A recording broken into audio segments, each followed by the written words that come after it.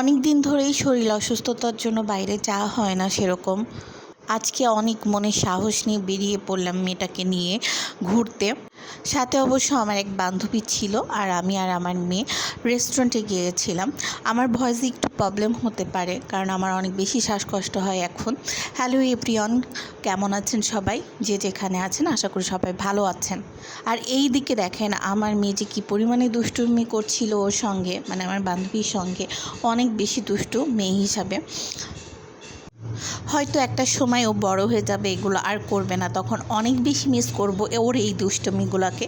এই জন্য এখন আমি অনেক বেশি এনজয় করি ওর এই দুষ্টামিগুলো। দেখেন কি পরিমাণে ও দুষ্টামি করছে। পারবো না। ওহি ফ্রেঞ্চ ফ্রাইসটা মজা অনেক। ওহি একা একা খাচ্ছ, খানা শেষ হয়ে যাবে। একটু খাওয়াই দাও না, নাহলে খাবো না। খাওয়াই দাও, নাহলে খাবো না। হ্যাঁ, আমাকে খাওয়াই দে।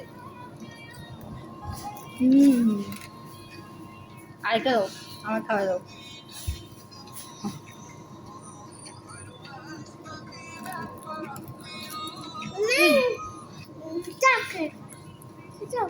ভিডিওগুলো দিস আমার।